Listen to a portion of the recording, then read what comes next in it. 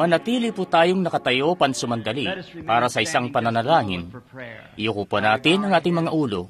Mapagbiyaya naming makalangit na Ama, kami po'y tunay na mga taong biniyayaan ng pribilehiyo sa gabing ito. Nanupat kami nakatutuon sa iyong maluwalhating mukha at natatawag ka namin na aming Ama, na may pagkabatid na lumipat na kami mula sa kamatayan patungo sa buhay. Dahil heto ang Espiritu Santo na sumasaksi sa amin, na kami mga anak na lalaki at anak na babae ng Diyos. At siya ang aming saksi, na kami nakatawid na sa hangganang iyon, na hayat ang mga bagay sa sanlibutan, na dati naming iniibig at tinatangkilik, ay patay na ngayon. At kami binangon ng panibago kasama si Kristo at nakaupong magkasama sa makalangit na dako sa Kanya, na tinatamasa ang Kanyang presensya. Ganun na lamang ang pasasalamat namin sa iyo para rito. At ngayong gabi sa okasyon na ito, aming idinadalangin na Kanya kaming bisitahin sa makapangyarihang paraan sa gabing ito. Iyo pong pagpalain ng munting iglesia na ito na amin pong iniibig, at ang dakilang pagbubuklod at ang pag-ibig naming taglay para rito at sa pastor po rito at sa lahat ng mga miyembro at sa mga naritong nakikipagbuklod kasama namin sa dakong ito, sa pagtitipong ito. At dalangin namin makalangit na Ama na ang gabing ito ay maging espesyal na gabi na matagal naming magugunita ang Kanyang presensya sa gabing ito. Nawa, kung may mga narito sa gabing ito, sa dakong ito na di pa nakakakilala sa Panginoong Yesus bilang sarili nilang tagapagligtas, nawa'y masumpungan nila siya sa gabing ito, Panginoon. Ang isa na humayo roon sa ilang para hanapin ang naliligaw na tupa na hindi pa naipanunumbalik sa kawan. Iyo pong ipagkaloob ito, Panginoon, at nawa po'y ang habag ay mapasa kampamentong ito ngayong gabi. Yamang iyan po ang aming itinudulog. Sa pangalan ng Panginoong Yesus, amin po itong hinihiling. Amen. Makakaupo na kayo. Tunay na napakainam po na makabalik sa tabernakulong ito o iglesia sa gabing ito para magkaroon nitong mainam na pakikipagbuklod. At sa araw na ito, ako nga'y nabubuhay mula doon sa mamunting mga piraso ng aral noong isang gabi. At sa pagtingin ko nga rito sa mga tagapakinig na narito, at nakikita ko ang mga iba't ibang mukha, at ang mga mukha ng mga dati ko nang nakilala noon. Ako nga'y sa mga panahon nagdaan, gusto ko po sanang makihalubilo at makipagkamay sa kanila o kung ano. Pero kami po'y medyo naatrasado at kinakailangan ko tuloy na magmadali.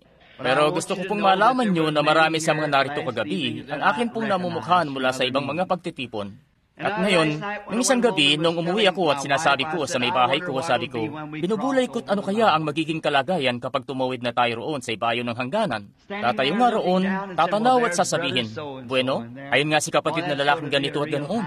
At ayun naman, sadyang ang magiging kaaya-ayang panahon yun. At tayo nga'y nananabik sa araw na yan. At malapit na. At di ko po alam kung kailan yan. Pero sigurado na magiging maluwalhating panahon yun. Naniniwala nga ako na si Juan, matapos na masaksihan niya ang dakilang mga kaluwalhatian ng Diyos at ang mga ito ay nahayag sa kanya, doon sa Apokalipsis, ang sabi niya, siya nawa, pumarito ka, Panginoong Yesus. Nasaksihan niyang kamangha-mangha ito. Mga nasa halos 2 linggo na rin ang nakararaan. Ako po'y nasa Kingston, Jamaica, at marami sa mga tao ang iniisip maging mapasa hanggang ngayon ng mga pangitain ay nangyayari lamang sa ibabaw ng entablado. Naku, wala pa nga sa 10 bahagi ng lahat-lahat ang mga yon. Hindi pa nga abot sa 190 bahagi ng lahat-lahat ang mga yon. Wala ngang pinipiling panahon ng pagdating nun. Papasaan mang dako, at ni isang beses ay di yun nagkamali. At ang Christian businessman, ang full gospel businessman, ako po'y bumibisita sa kanila. O naroon ako bilang bisita sa sangay na yon doon. At 2 gabi ang lumipas at nagdadaos kami ng pangangaral ng Ebanghelyo at pagkatapos, hayat para makilala namin ang mga dumalo roon at madama ang espiritu ng mga tao. At sabi ko, naniniwala ako na sapat para sa gabing ito na kung maaari makapagbigay kami ng mga prayer card at magsimulang manalangin para sa mga may sakit. At pinagpala po kami ng Panginoon at lumipas na ang 2 gabing. At pagkatapos, nagpunta na kami roon sa hapagkainan sa Flamingo Hotel, doon sa mga lamesa, kung tawagin natin dito sa atin, kung saan kami humihimpit. At yung lahat doon ay nakabase sa estilo ng mga taga-Europa, kung saan sa pagbayad mo ng renta mo, binabayaran mo na rin doon yung kakainin mo. pinag-isa na ang lahat ng bayarin doon sa renta. At kumakain nga kami noon ng agahan. At napakarami ng mga full gospel men sa dakong yun. At may mga iba-iba rin. At bigla na lang napag-usapan yung katanungan na yun. Yung mga pangitain na yun. Sabi nila, kahanga-hanga nga ang mga yun. Kahanga-hanga nga kung ang mga yun ay bigla na lang susulpot saan mang dako. Oh, sabi ko, saan mang dako ay lumilitaw na lang ang mga yun. At sabi ko, hindi nang pinagagaling ang mga tao. Sabi ko, kung mapapansin nyo, tinatanong ko sa mga tao, makatutulong ba yon sa pananampalataya mo para manalig ka sa Diyos? Hindi po nakakapagpagaling ang mga pangitain, tapos na kasing ginawa yun ni Kristo. Ang bagay na yon ay tumutulong lamang diyan sa pananampalataya nyo. Isang bagay yon na idinadagdag ng Diyos. Isang pagpapala na pinangako niya na ipadadala. Isang pagpapatotoo sa huling mga araw. Dadako rin tayo riyan sa buong sanlinggong ito. Mangyaring ngang nakaupo kami noon sa hapag at sabi ko, narito ngayon ang Espiritu Santo ay narito mismo ngayon. At si kapatid na Sakarian, marami sa inyo nakakakilala sa kanya, kay kapatid na Demos at isang matalik kong kaibigan, at si kapatid na Argan Bright, at maraming iba pa, sina kapatid na Son Moore, yung mga presidente at mga vice-presidente at marami pang iba ng full gospel men. At sabi ko, itong binatilyong ito na papalapit dito ay may sakit. Yung servidor, at lumapit nga ang binatilyo sa mesa, at yung Espiritu Santo ay nagsimulang mangusap sa kanya, at sinabi sa kanya, sabi, ngayon, dumadanas ka ng suliranin sa puso. Ang asawa mong babae ay siya nga ring isang Kristiyano. Sumasampalataya ka, pero natatakot ka. At ayan nga, at unti-unting sinasaysay sa kanya kung sino siya, at ang lahat ng tungkol doon. At halos may laglag ng binatilyo yung lalagyan ng mantikilya sa plato ko. Kaya't ang sabi niya, totoong-totoo po yan.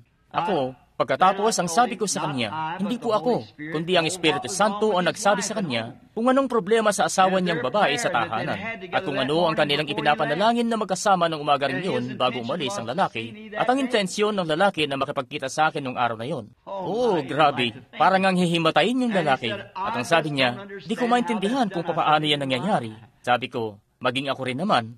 Ang bagay lang na nalalaman ko, si kapatid na Sakarian, o paumanhin po, si kapatid na Duplessis po pala ay naroon nga sa labas sa sasakyan nung nagmaneho ko paparating. At si kapatid na Mercier, at ako'y nag-uusap tungkol sa kaibig-ibig na espiritu sa iglesyang ito.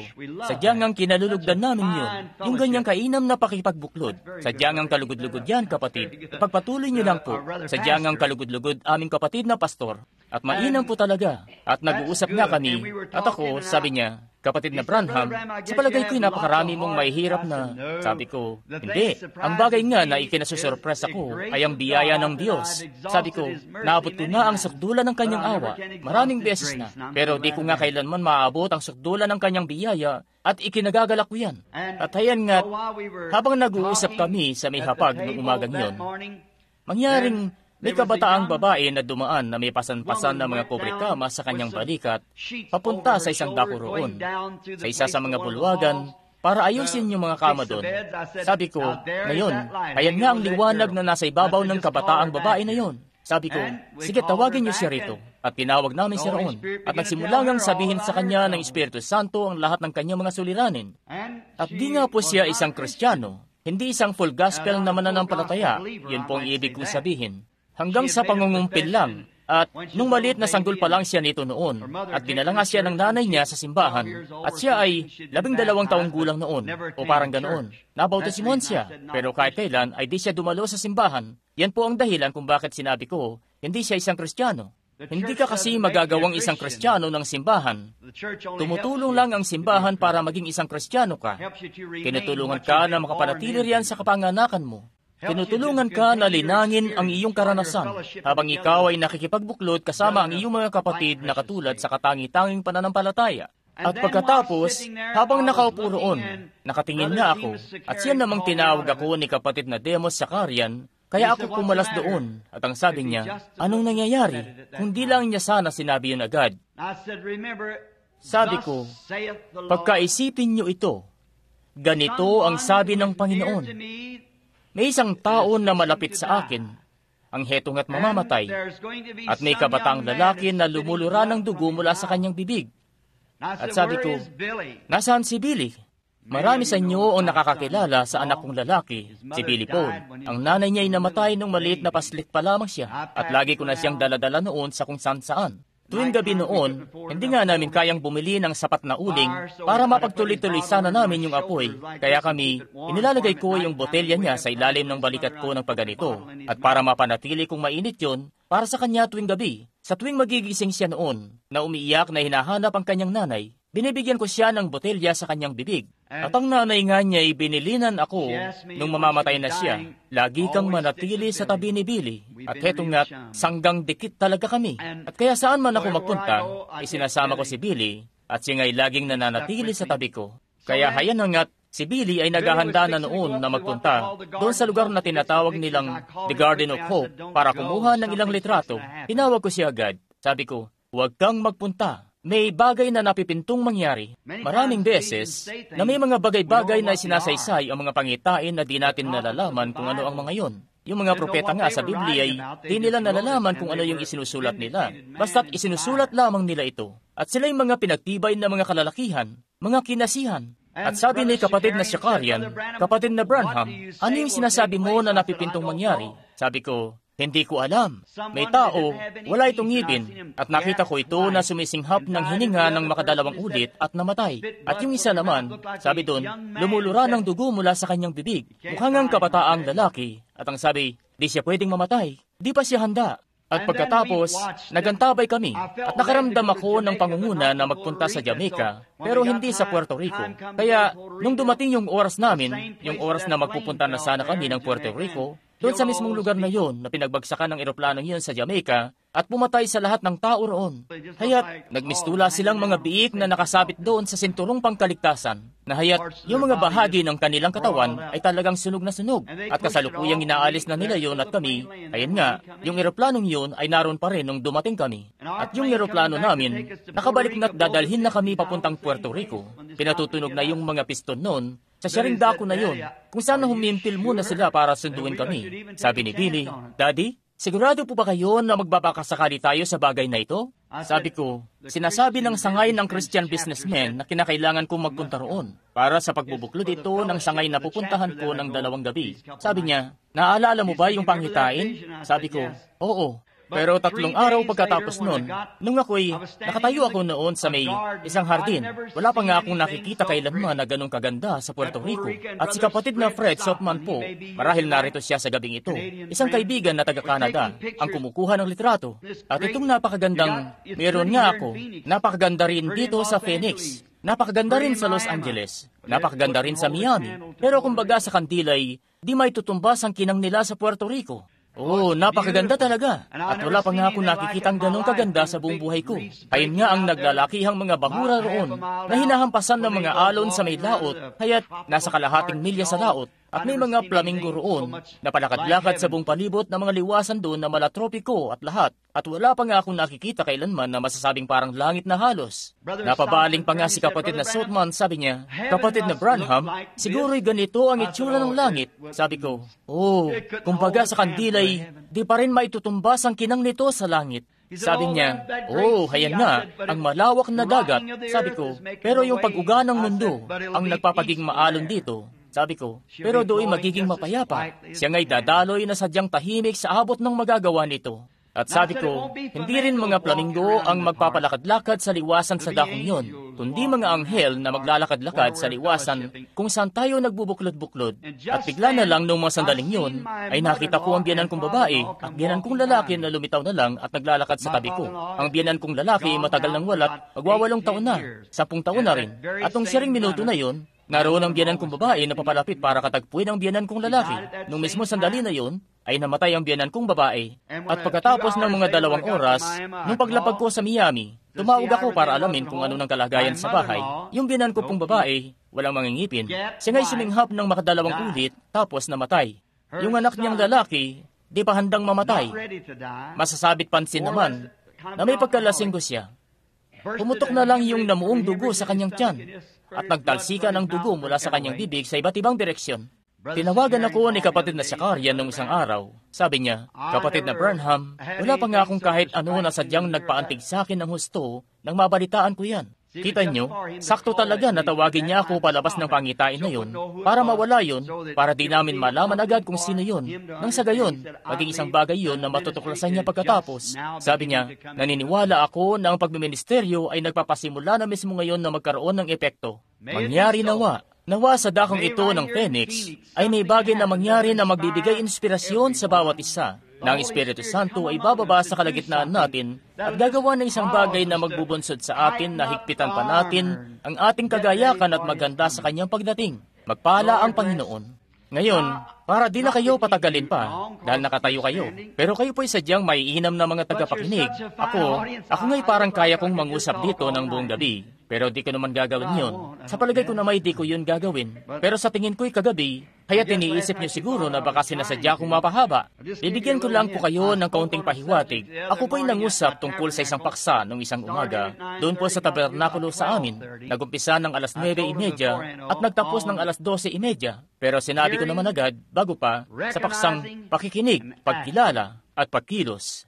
Siguro sa isang hapon ng linggo o parang ganoon, tatalakay tayo sa siyaring paksa na yan. Halos buong isang taon na nakikipag-ugnay sa akin ang Espiritu Santo na mangusap sa bagay na ito. At ayan na nga't naipangusap ko na rin sa wakas sa iglesia. Di ko lang maaalala kung gaanong karaming tape ang nadala ng mga kalalakihan bago kami bumiyahe na nadala nila. Tayo po'y bumuklat na sa ating mga Biblia ng madali. Sa 7 kabanata ni San Mateo at tayo, simulan nating magbasa sa 24 na talata.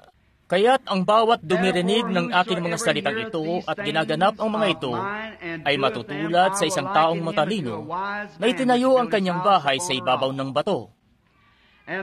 At lumagpak ang mga ulan at bumaha, at humihip ang mga hangin, at hinampas ang bahay na yaon, at hindi nabagsak, sapagkat natatayo sa ibabaw ng bato. At ang bawat dumirinig ng aking mga salitang ito at hindi ginaganap ang mga ito, ay matutulad sa isang taong mangmang na itinayo ang kanyang bahay sa mga buhanginan. At lumagpak ang mga ulan at bumaha, at humihip ang mga hangin, at hinampas ang bahay na yaon, at nabagsak, at kakilakilabot ang kanyang pagkabagsak. Naway idagdag ng Panginoon ang kanyang pagpapala sa sandaling ito sa pagbasa ng kanyang mga salita. Nais ko pong mangusap ng ilang sandali sa paksang ito ng ang paparating na bagyo. And I trust to God that we will be able to yield ourselves At nagtitiwala ako sa Diyos na magagawa nating itagubili ng ating sarili sa Espiritu Santo. Dahil alam naman ng lahat na di ako mangangaral. Haya't may mga mangangaral sa likuran ko. Di po ako nagkamit ng anumang edukasyon para maging isang ministro. Pero sa sarili ko pong makaluma na mabagal na pamamaraan, pero ako'y kaya't binigyan ako ng Panginoon ng ibang bagay para gawin. Pero gusto ko pong kumuha lamang ng kaunting oras para maihayag ko ang bagay na nalalaman ko patungkol sa Panginoon at ang tungkol sa kanyang kabutihan. At magagawa kong sabihin sa ibang mga tao ang tungkol dito. At ngayon sa gabing ito ay mangungusap tayo sa paksang ito ng ang paparating na bagyo. At kung ako man ay magkulang sa pananalita, para maihayag ko ang akin pong nararamdaman sa puso ko, dalangin ko na ang Espiritu Santo ang maghayag nito. May binabanggit si Jesus dito na isang paparating na bagyo na tatama sa bawat lalaki at bawat babae na naipanganak sa mundong ito. Wala ngang kahit anong paraan para makalpas mula rito. Ang bagyong ito'y tatama sa iyo sa isang panahon o sa isa pa. At nakasalalay yan sa klase ng pundasyon na meron ka kung ang bahay mo'y makakaya nitong tagalan yun o hindi. There's been many lives saved because of preparation for storms. And there's been many a life Napakaraming mga buhay ang naligtas dahil sa pagiging handa sa mga bagyo. At napakaraming buhay din ang nawala dahil sa di pagsunod sa babala ng mga bagyong parating.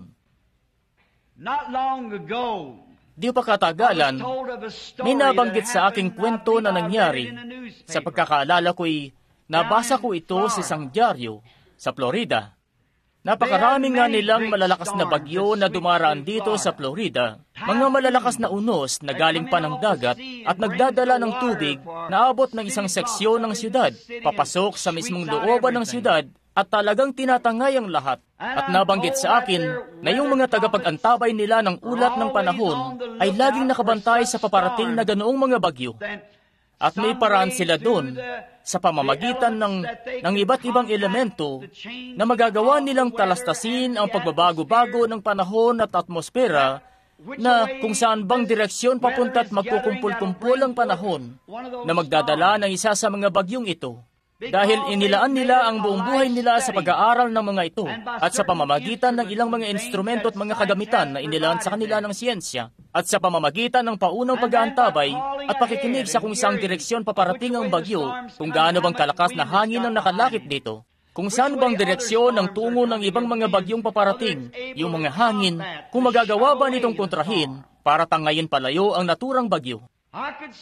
Magagawa kong ang huminto rito at mangaral ng isang oras patungkol rito na kinakailangan ng mas malaking bagyo na paparating at kinakailangan ng mas mataas na hangin para ibahin ang direksyon ng bagyo na yon.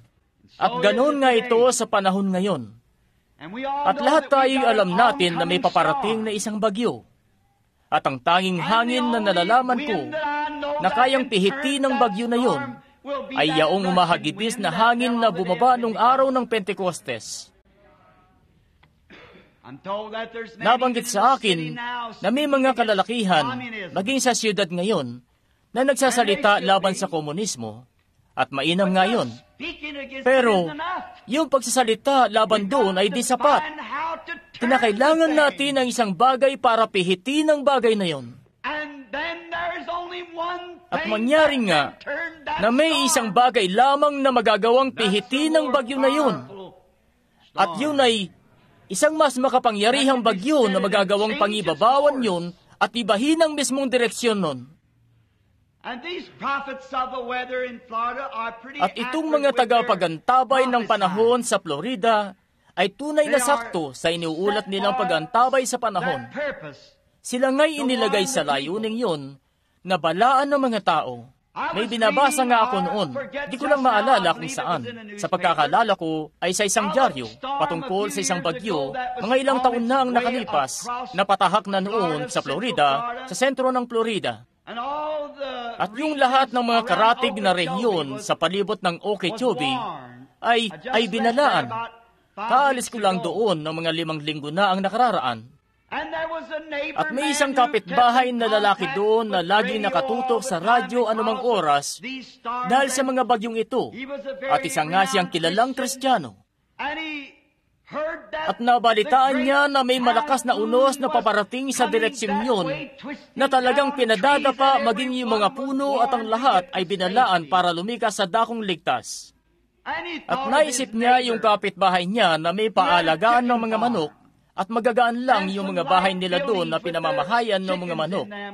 Yung pinangingitlugan ng mga bahay at iba pa at mga pulungan nila. Nahayat, lahat ng meron sila sa buhay nila ay galing doon sa pag-aalaga ng mga manok na yun na kanilang ikinabubuhay. At yung lalaki nga'y nagmadali ng husto na nagkukumahog hanggang sa makarating sa may pintuan at inihinto yung kotse niya roon at dagling lumabas at sinabi sa isang taong ito, "Dalhin mo ang lahat ng mga manok mo at ilikas sila sa silungan mo laban sa bagyo at magmadali kang lumikas patungo doon sa lugar ko. Dahil may paparating na unos o bagyo na talagang padadapain ng lahat ng madadaanan nito." At mangyaring tumayo lamang doon ang lalaki at tiningnan siya sa mukha at tinawanan siya at ang sabi pa'y, "Kalokohan. Narinig ko nang nagulat sila ng gano'ng mga bagay dati at di naman nangyari." At sadyang ang nag-aapura na ang kapitbahay na ito na isang Kristiyano, sabi niya. Pero papaano kung mangyari? Marami na tayong narinig na ganyang mga pangungusap na parang ganyan. Lagi ko nang naririnig na kesyo ganito raw ang mangyayari at kesyo ganon daw ang mangyayari. Pero hayangang mangyayari talaga ito mismo sa isa sa mga araw na ito. At nararapat nga sa atin na makinig sa bawat babala. Pero ang lalaking ang ito'y ang sabi, "Wala akong panahon sa ganyang mga kalukuhan. Abala ako sa pag-aalaga ng mga manok at wala akong panahon sa ganyan. At napasigaw na talaga siya. Itong kapitbahay ngatang sabi, sa pangalan ng Diyos. Sabi niya, kung ganoon ay iwanan mo yung mga manok na yan. Diyan at huwag ka nang magpatumpik-tumpik pat ilikas mo na ang sarili mo at pamilya mo. Kung ayaw mong maniwala, hayaan mong lumikas maski yung pamilya mo na lang. At ang sabi niya, hindi ko hahayaang ang mga anak ko'y magkandara pa sa kung anong babala lang sa radyo. Ang mga anak ko't ako ay nakapagpasya na kami mamumuhay sa kung papaano ako mamumuhay. At makikinig sa akin ng may bahay ko, dahil ako ang padre de pamilya ng tahanan ito. At kaya naman makikinig siya sa akin. Ako ang nasusunod dito. At di ko papayagan ng mga anak ko na magkumahog o magitla sa kung anong kalokohan na yan. At pinagtabuyan na yung kapitbahay, at nagpunta na lang siya sa bahay niya doon sa silungan niya. At bigla na lang, yung kaulapan ay nagkumpulan na sa ibabaw niya bago pa nila yun mamalayan. Sa ganong paraan nga humahagupit ang kahatulan. Dumarating na lang yun ng biglaan. Magtataka ka kung paano yun dumating doon ng ganong kabilis. Nakikinita ko nga ang malulupit na mga tao na lumapastangan minsan sa Diyos na humantong sila sa pagkabagsak at nagsisigaw at nagsasabi, papaanong ganito ang trato mo sa akin? Yung buong kabuuan ng pundasyon ay sadyang gumuho sa mismong kinatatayuan niya ng isang iglap. Napakahalaga talaga na makinig sa babala. Marahil magagawa niyong pagtawanan ng mensahero. Marahil magagawa niyo pang ang ipapatay siya. Pero hindi niyo mapapatay ang mensahe. Ito'y uusad at uusad ano't anuman. Ang mensahe ng Diyos ay walang hanggan. Ang mga salita niya ay di nabibigo. Si Pablo nga ay naging matagumpay nang ipabato niya si Esteban. Pero sa buong tugaygay ng buhay niya, hanggang sa may suko niya ang kanyang sarili kay Kristo, kailan may di siya nakatakas palayo sa mensaheng yun. Nakita kong bukas sa mga langit at si Jesus ay nakatindig sa kanan ng Diyos. May kung anong bagay nga na nang humawak sa kanya. Hindi ang mensahero, kundi ang mensaheng taglay-taglay nito. Habang yung bagyo'y bumabayo sa buong bansa, tinangay nun ang bahay ng mga manok at maging yung magmamanok at di nila kailanman natagpuan ang kanyang katawan. At yung asawa niya talagang lumalaban at nakatira nga sila sa tabi ng malaking lawa ng Okeechobee at yung tubig noon ay unti-unting umaapaw habang inihigop ng unos ang lahat ng mga tubig mula sa kalalim-laliman ng lawa. Yun nga ang dahilan at napaka mapanganib nun. Malambot lang yon sa ilalim, kaya umuuga-uga ang mga bangka. At yun ang dahilan kung bakit tumataas ang alon at pinatataob ang mga bangka. Hayan nga ang bagyo na parating at talagang pinaikot-ikot ang tubig pataas at inihigop yon ng milya-milya ang layo. At yung tubig nga'y humahambalos hanggang sa ang nanay ay napagtanto niya na wala na talagang magagawat dalhin na lamang ang kanyang mga anak sa ibabaw ng gusali. At tinipon niya ang mga anak niya at inilikas sila sa ibabaw ng gusali, pinakapit doon sa chimenea ng bahay. At yung mga hayop sa ilang, yung cottonmouth moccasin, sa palagay ko na isang mas nakamamatay na ahas kumpara sa inyong diamond rattler.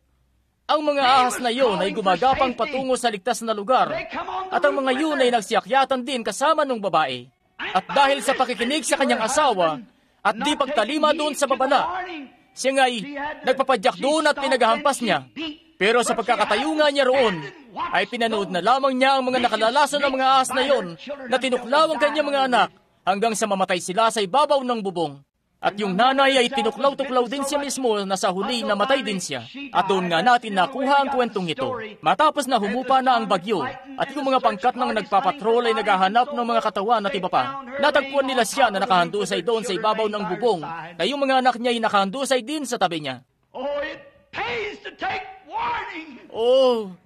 Napakahalaga ngang makinig sa babala.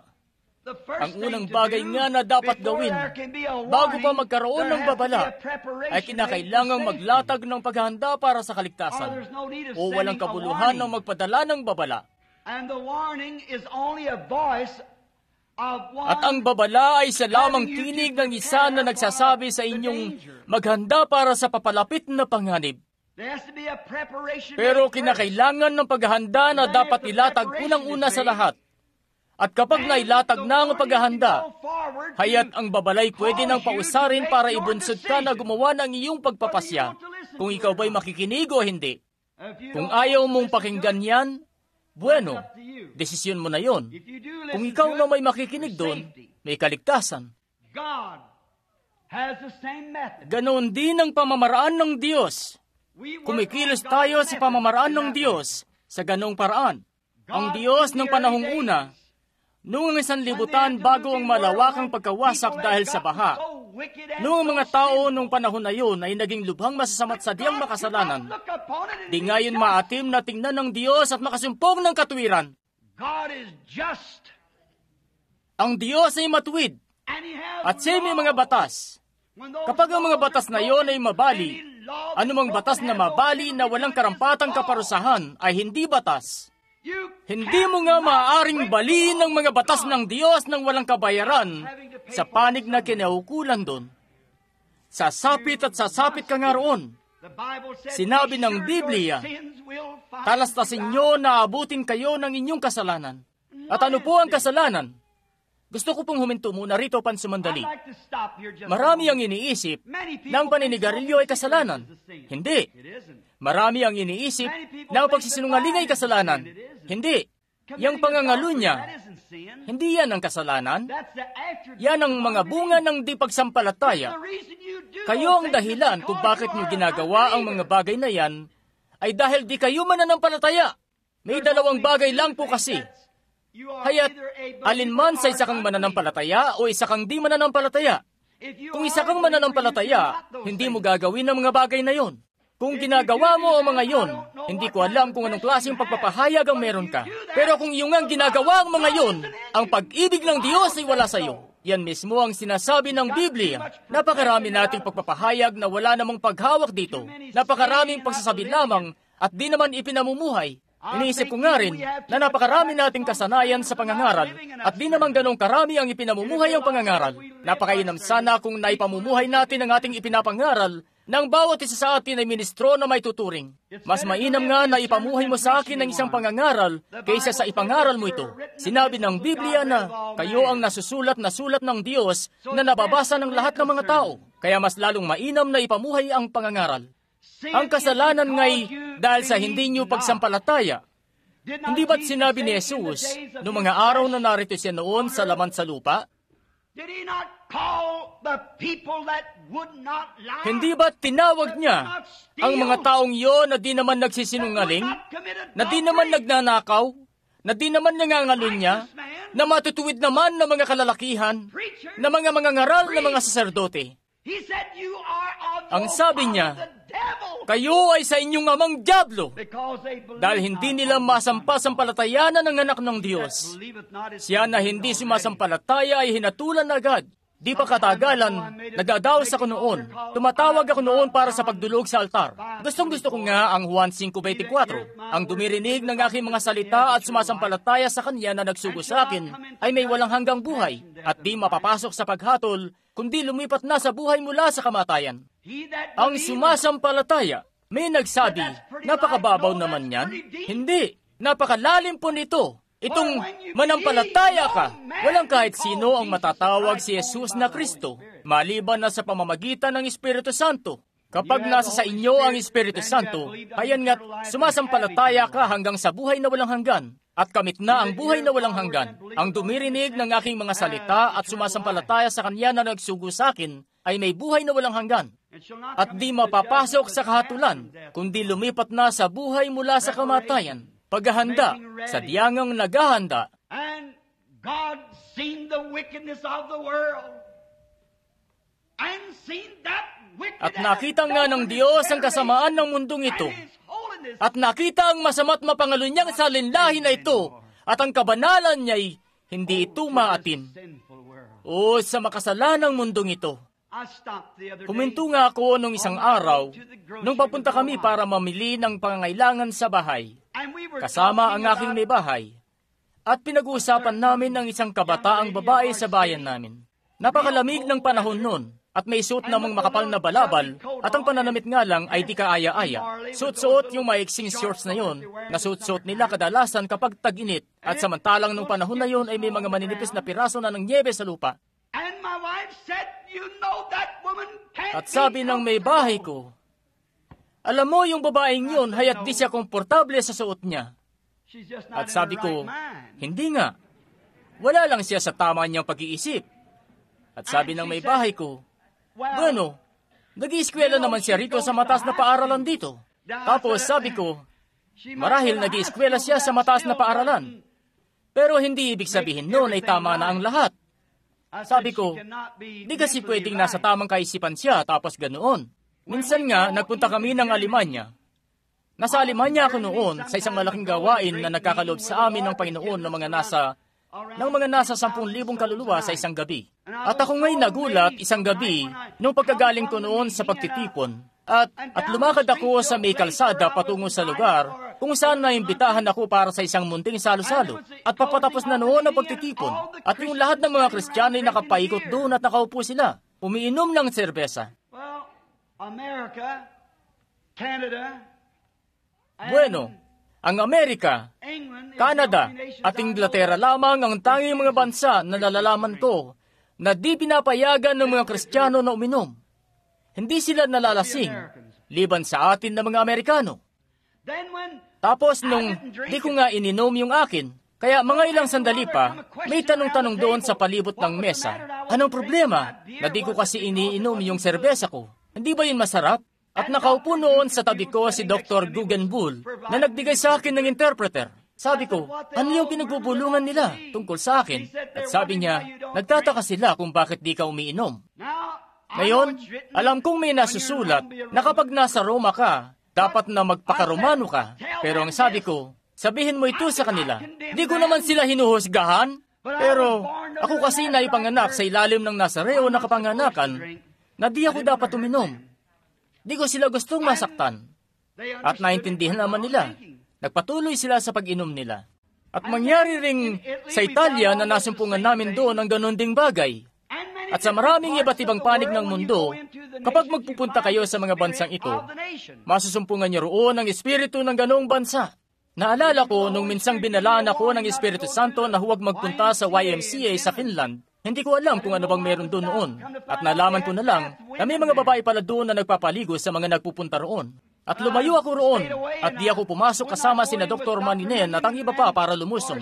At nalaman ko na yung mga babaeng tagapaligo ay inihilod nila yung mga kalalakihan doon. At sabi ko, wala yan sa ayos! Bueno, sabi niya, kapatid na Branham, kasing ayos din naman ito gaya ng mga nurse niyo sa Estados Unidos. Sabi, may pagsasanay sila sa bagay na yan.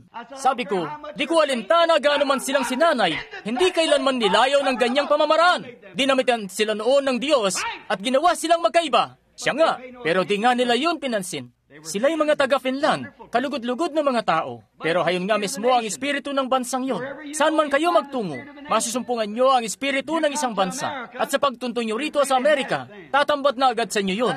Dito kasi ang pinakamasama sa lahat.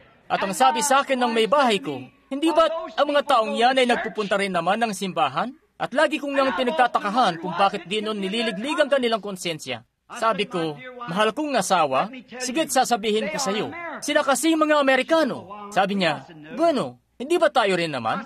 Sabi ko, hindi. Sabi ko, nakatira lang tayo rito, pero tayo nga ipinanganak mula doon sa kaitaasan. Ang Espiritu ng Diyos ay bumaba sa atin. Kaya naman, tayo pawang mga taga-ibang bayan at mga manlalakbay lamang dito. Di ito ang dakong pinamamalagian natin, kundi hinahanap natin ng isang bayan na parating, na ang nagtayo at ang gumawa ay ang Diyos. Kaya naman, kung kayo'y ipinanganak mula sa kaitaasan, taglay mo ang Espiritu Santo na bumaba mula sa Diyos na bumago sa iyong kalikasan. Kahit na ang kapatid mo mang babae, ang nanay mo, ang iyong matalik na kaibigan ay ganoon manamit. Pero hayan ngang ang isang Kristiyano na ipinanganak sa Espiritu ng Diyos ay ipinanganak mula sa kaitaasan at ang kanilang Espiritu ay mula sa ibang kaharian. Oh, ganon na lamang ang kagalakan ko rito. Dito sa kasimplihan ng Espiritu Santo, na ito'y sundin, na ito'y antabayanan, kung papaano ito kumilos, pakilusin ka ng nararapat. That's the way it was in the days of Noah. Ganun nga yun sa panahon noon ni Noe. At ang Diyos ay talagang napuno na dahil doon. Pero bago nga siya nagpadala ng bagyo para sirain ang buong mundo, ang Diyos ay naglaan ng paghahanda para doon sa mga nagnanais na makalayo mula roon. At nakikinita ko nga si Noe na nakatayo roon sa may pintuan ng daong, nangangaral ng katwiran. O hindi nga ganun karami ang nakikinig sa kanya. Ang mga tao nga roon ay katulad sa panahon ngayon. Ang gusto nila ay mapagkakatuwaan, hindi ang ebanghelyo. Sa abangan nila ng mga ebanghelistang maka-Hollywood na may takot na tawaging kasalanan ng kasalanan. Ang kailangan nga natin, mga makalumang panliblib na mga ngaral na taglay ang Espiritu Santo na hindi takot na ipangaral ang mismong ebanghelyo nang di pinagtatakpan ng kanilang mga kamay na walang pinantatakip na kung anong gobang guwantes. Bagkus, ipinapangaral ang pagparito ng Panginoong Yesus, kahatulan sa mga masasama at langit para sa mga matutuwid at ang napipinto ng pagdating. Ano bang panahon? Hindi ko alam at walang ibang nakakaalam. Pero binabalaan ko ang aking henerasyon. Kung ito'y darating na ngayon, gusto ko silang mabalaan. Nakikinita ko nga si Noe sa may pintuan ng mismong daong na yun. Oh, gusto ko ngang tumugaygay sa isang bagay na ito na hindi nawa magtuloy-tuloy sa ganoon. Pero si Noe nga'y nakatayo roon sa may pintuan, ang tanging daan patungo sa kaligtasan. Nakikinita ko rin si Moises hayan din na nakatayo sa may pintuan na may dugo sa itaas ng pintuan, nangangaral ng kahatulan na may dugo sa itaas ng pintuan. Today, Jesus is the door to the sheepfold. Ngayon, si Jesus ang pintuan ng kulungan ng mga tupa. Ang mga ministro ng ebanghelyo ay nakatayo roon sa mismong pintuan na yun, nagsusumamo sa kongregasyon na lumikas na sa kaligtasan. At di na nga nakapagtataka, nanupat napakarami na nagtawa lamang kay Noe. Tinuya siya. Sinabi ng Biblia, sila'y manunuya. Naulunigan ko nga sila na sinasabi yung parang ganito, Noe, kung wala kang maipapakita sa amin na mas mainam na mapagkakatuwaan maliban dyan, mananatili na lamang kami sa bahay namin.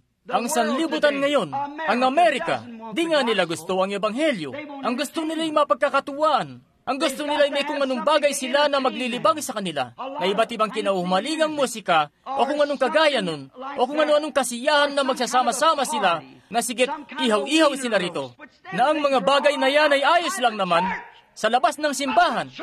Pero ang loob mismo ng simbahan ay dako kung saan ang paghuhukom ay nararapat na ipangaral sa kapangyarihan ng pagkabuhay na maguli ni Jesus Kristo at magbabala. Ang paghuhukom ay nagsisimula sa bahay ng Diyos, di sama-samang kasiyahan. Paghuhukom, si Lot ay binalaan. At yung mga anghel, gayong di niya nakilala ng mga anghel sila nung magpunta sila roon. Dala-dala ang kanilang mensahe para sa Sodoma. Umalis ka riyan sa mga kasalanang dako na yan. Ang Diyos ay may inilaang daan para sa iyo para makalpas. Umalis ka sa makasalanang lugar na yan. Sinabi ni Jesus kung papaanong gayon din sa mga araw ng Sodoma. Masdan niyo kung anong klaseng pamumuhay ang ipinamumuhay nila ngayon. At ikinumpara ni Jesus ang araw na yon sa araw mismo ngayon. Talagang makasalanan. Masdan niyo nga nung sabihin ni Lot ito sa mga kababayan niya roon. Pinagtawanan lang nila siya. Tinuya siya. At ang kasalanan ng bayan ay lubhang hinapis ang kanyang matuwid na kaluluwa. Yung mensahe ng mga anghel ay di man lang sila natigatig. Walang epekto sa kanila. Pero sila'y sinabihan na lumikas na. Dahil ang kahatulan ay bababa na sa bayan, at ang Diyos ay magpapadala na ng bagyo ng apoy sa bayan na yon. At sila'y tumangging lumakad. Tumanggi silang umalis. Sila'y natutuwa pa mismo sa kanilang pagkakasala. Ang mga tao sa panahon ngayon ay tila ba tuwang-tuwa sa kanilang pagkakasala. Dahil hayat may bagong kotse naman tayo. Dahil nakakakain naman tayo ng 3 beses sa isang araw. Nakatutulog sa malinis na kama. Mainam yan, pero gayong kay-inam na mga ito.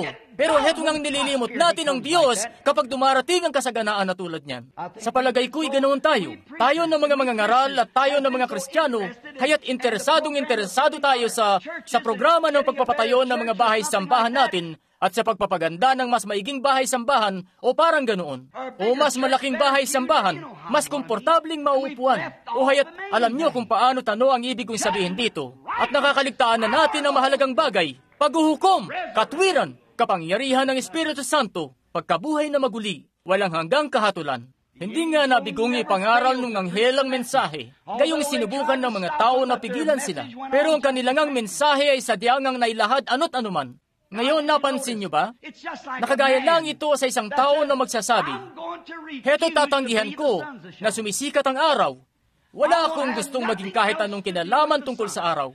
Ipipikit ang kanyang mata at magpupunta sa ilalim ng kanyang bahay at magsasabi, "Heto't sadyang tinatanggihan kong malaman ang araw ay sumisikat." Aba, sasabihin nyo, kapatid na Branham, ang tao na yon, may kung anong problema siya sa pag-iisip. Bueno, ang isang tao na tatanggi kay Jesus Kristo ay gano'n na gano'n mismo ang kalagayan. Ang Espiritu Santo ay mas realidad pa kung tutuusin kaysa sa sikat ng araw. Ang araw ay maaaring pumalya, pero ang Espiritu Santo ay di kailanman papalya. Di lang ito nagliliwanag para sa pandaman nating makakita, pero ito nga'y nagliliwanag para sa kaluluwa. Isang liwanag ng kaluwalhatiang gumagabay sa atin patungo sa Diyos. Na pinasusuway o pinasusulyap, ibig kong sabihin, ang kalbaryo sa atin at ang mga paghihirap ng Panginoong Yesus, ang paparating na kahatulan at ang pag-alpas para sa kanila na nagnanais na makalapit. Mas nanaisin kong maging ganap na bulag sa pisikal at taglay ko naman ang espiritual kong paningin. Kaysa sa ganap na bulag sa espiritual at taglay ko ang pisikal kong paningin. Mas gusto kong taglay ko ang espiritual na paningin. Pansinin, ano ngang mali doon sa tao na yon? Yung mga kaibigan niya, magpupunta nga sa kanya at magsasabi, "Jim, John," o anuman marahil ang pangalan niya, "Mali ka. Lumabas ka riyan sa nanggigitat at maruming ilalim na silid na yan na puno ng amag." Haya't siya nga'y titindig doon at sasabihin ko nga sa inyo, masaya na ako rito sa kinalalagyan ko. Hindi nga niya gusto yung pagsalubong ng sikat ng araw. Hindi niya gusto yung sinag nito na nagpapagaling. Hindi niya gusto ang karektan nito. Ang init nito para sa kanyang buhay. May kung anong bagay nga na mali sa taong yun. At gano'n na gano'n din ito sa isang lalaki o babae na gustong manatili rito sa maruming sanlibutan na ikinukulong ang sarili sa inaamag na kasalanan ng di pagsampalataya at sasabihin, ang mga araw ng mga Himalay lipas na. Walang ganyang bagay na makalangit na pagpapagaling. Walang Espiritu Santo. Dahil yan sa pagtanggi nyo na lumabas mula riyan sa inaamag at kublihan ng Diablo at sa impyerno at sa kasalanan at sa kapalaluan. Lumakad kayo sa liwanag ng Ebanghelyo na magdadala sa inyo ng init o sadyang nagbibigay ito ng kaginhawaan.